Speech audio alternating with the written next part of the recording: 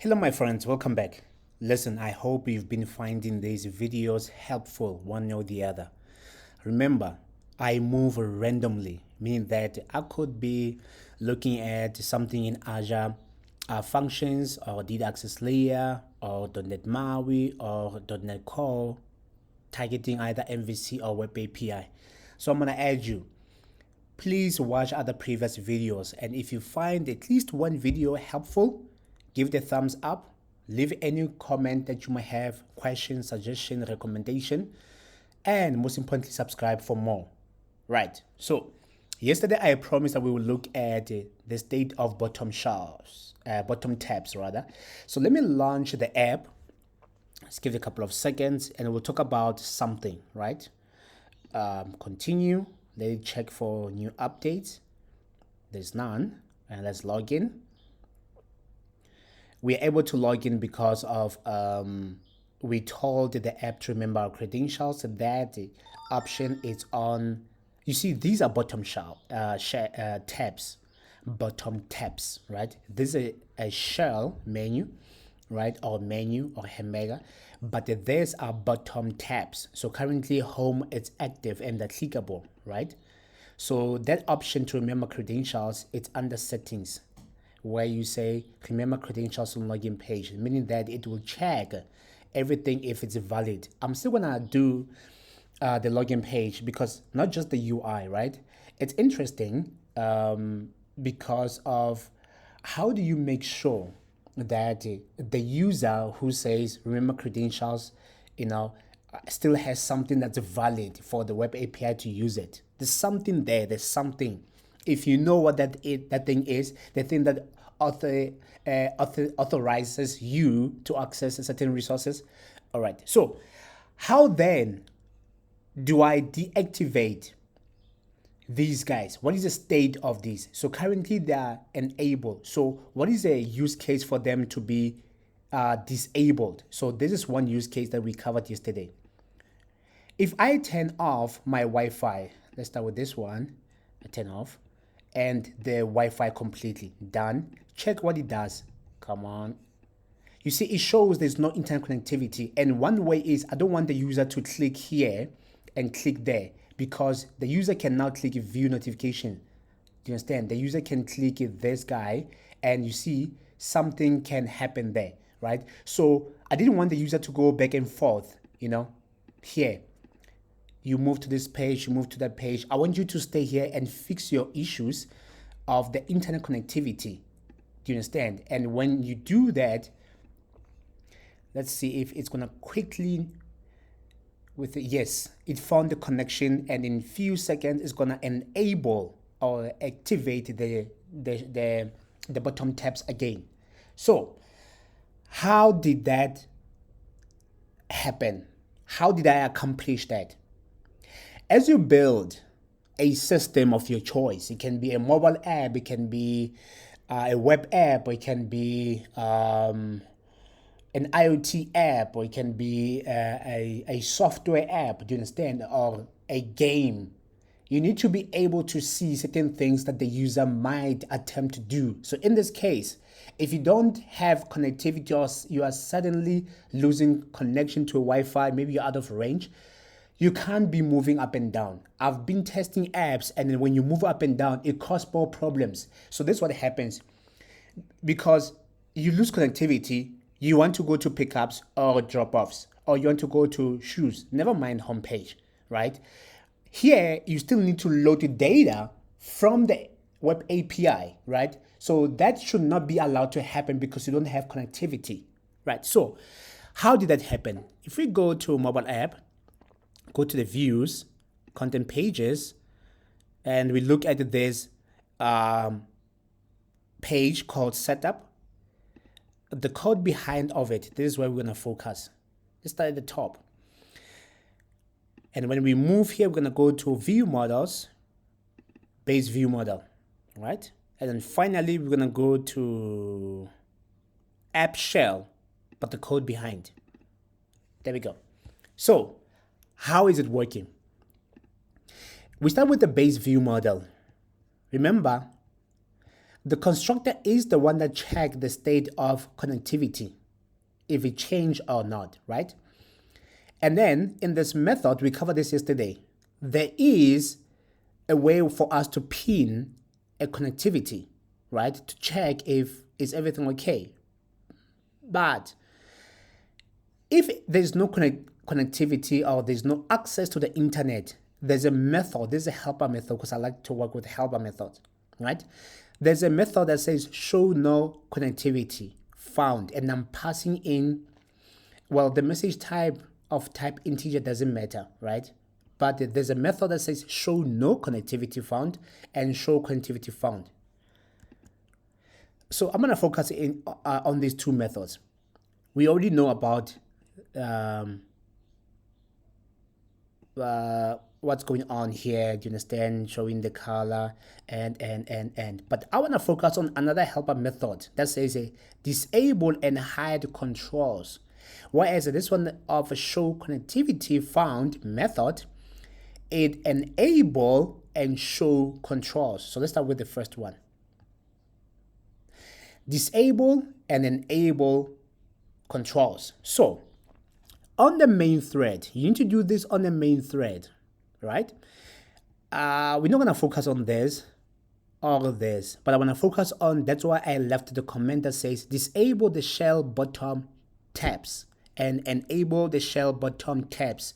So the key and the magic to this is using weak reference manager. This is a very, very powerful thing. It's absolutely powerful thing. You know, from Xamarin Forms, now .NET Maui, the team at Microsoft did the outstanding job with it. This is very powerful. And then I said I'm gonna make maybe a couple of videos, because weak reference manager solves a complex issues and then provides a seamless solution. Everything is bundled inside a folder called messages, and you're going to take a look at this folder because there's one class that we need. So what is a weak reference manager? Just know it comes from this toolkit, community toolkit .mvvm.messaging, right? A class providing a reference implementation for the iMessenger interface. The iMessenger implementation uses a weak reference to track the registered recipients. So here's the thing. When I send something, I have to make sure that recipients are registered listening for the changes, right? So it is not necessarily to manually unregister them when they're no longer needed. The weak reference manager type will automatically perform internal trimming when full GC collections are invoked. So calling weak reference manager.cleanup manually is not necessary to ensure that on an average the internal data structure are trimmed and compact as possible. But this is the most important thing. Uses weak references to track the registered recipient. So you have to say weak reference manager.default, right? And then you have to say send. So this one sends a message of the specified type to all registered recipients. Do you understand? All registered recipients. It can return the message that was sent if you want to, but there could be an exception. So be careful about this. That's why you have to test it. So now, when you send, I am sending the message via shell bottom tabs. So this is a class. And the shell bottom tabs will tell me what's inside the constructor. So if you look at the shell bottom tabs, this is how simple this thing is. So what I'm doing is, this is a normal class, but I have to inherit from value change message. Whatever I specify here, it will be what I specify in the constructor. So value change message is very important. A base message that signals whenever a specific value has changed.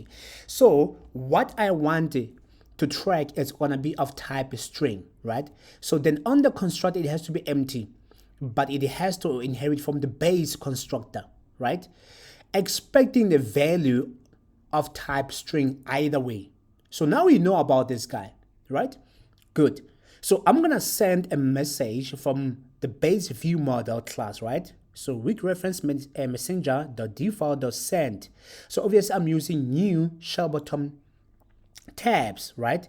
It expects what? A value of type string. So in this case, when I hide and disable, I'm saying is not enabled. So I'm telling this guy here that you are not to be enabled. Whereas when I'm enabling and showing the controls, the message is going to be is enabled. So you might be wondering, can I still use other types? Of course. Can I use an object? Of course. Let me see this one. This one's using Boolean. This one, Boolean, string, bool,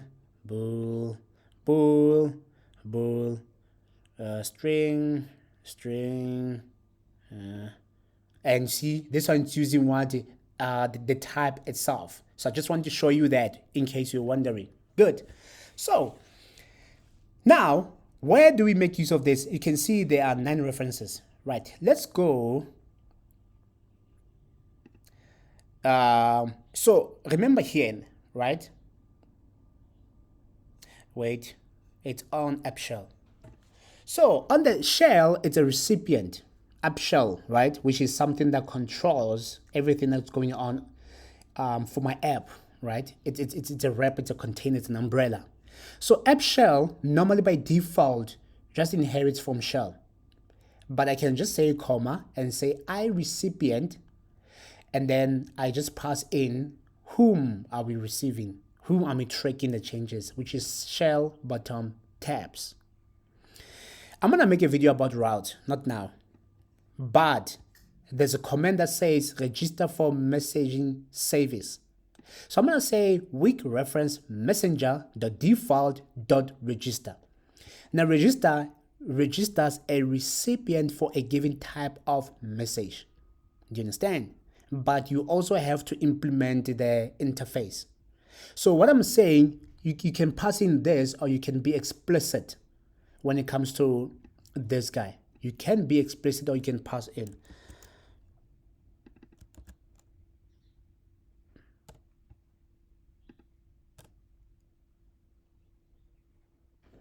Do you have to say new? Before we oh, no. Well, truth is, now I forgot how, because you may register multiple recipients in the constructor. Oh, I mentioned this. You need to register recipients inside the constructor. So passing this, it will simplify everything. It knows how it's doing it, and this is how it's doing it. Just a simpler way of doing it. Right, cool. So just know that there's another step where we have to register, but then there's gonna have to be the interface. So if you scroll down, you will notice that there's an interface. Oh no, the interface is, yes, there's an interface. Interface implementation, this has to be receives a given shell bottom tabs message instance. If you do not have this guy, it's gonna cry and complain and tell you, no, you're not supposed to do this, because you see, it's complaining, say, does not implement interface member, so called receive. So that's why receive is important. So remember, this guy now, shell bottom tabs, I'm expecting the message, right? The message of type, or the message, right? I'll resolve that on the inside. On the main thread again, right? Then I'm doing if and else, because I only have 2 values, but you can have if else, right? Good. You can do a complex stuff in here. Whatever you want to do, you can do, right? So I have a message, and the message gives me access to the value. So if I do dot, you realize that the property here is of type value. Do you understand? Which is gets the value that has changed. Remember, it comes from value changed message. This is why we had to inherit from the base, which is value change message, right? So then I access that and say, if this is equal to is enabled, you're gonna do this, else you're gonna do this. So the question is, what are these guys? Tab home. So let's go. So this is what I did. Before I can do this and understand, this is why we need a setup. If you go to setup, I have a public static tab. That's another thing that I've learned, by the way, that I can actually access the tabs. These tabs, these ones, I can access. So here's a question.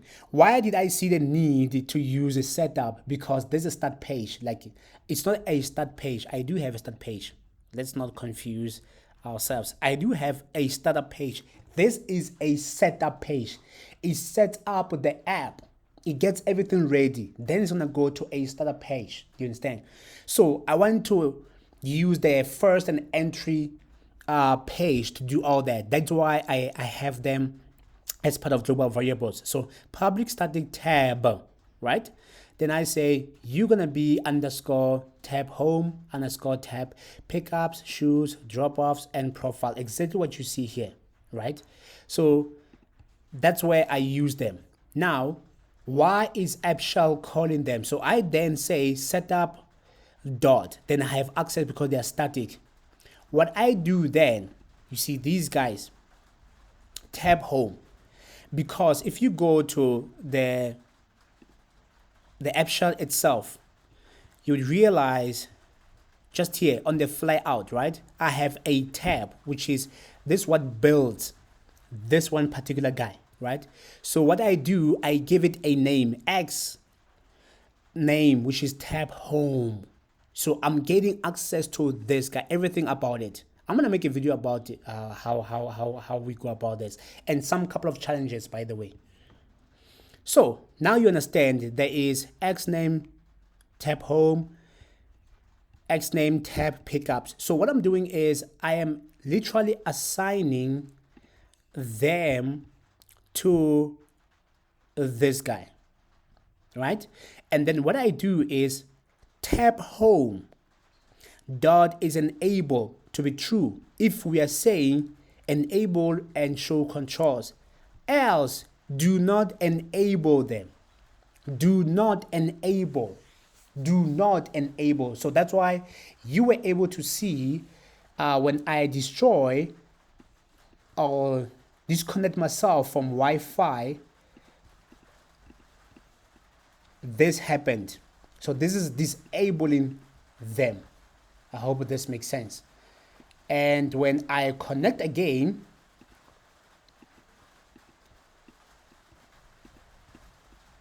in few seconds, it's gonna now send a message to say, now that they are enabled, which is this one, and they can be clickable. So this is something I want to do, that you can manipulate anything, literally, using weak reference and messenger. It's a very, very, very powerful thing. You send, you first have it, something, and then you decide on the type, right? You just need to give it a descriptive name, shell bottom tabs, right? You have it here, you send it, you decide what the message is gonna be, and then you implement that, you inherit, and you register, and then you implemented that, and then you do whatever you need to do, and that will deal with this guy. So this is a workaround for me. This is how I did it. Do you understand? It was very, very smart for me to actually do that. I want to look for something. I know it's not here. Okay. So, but you may be wondering on the app shell, this is a final thing. Why then do I have this guy on iOS? You see, there's a bit of an issue on iOS when I navigate to it. That's why I want to do a video on app shell, this, it's nice, but be careful about your requirements. Listen, I hope you found this video helpful. Until we meet next time.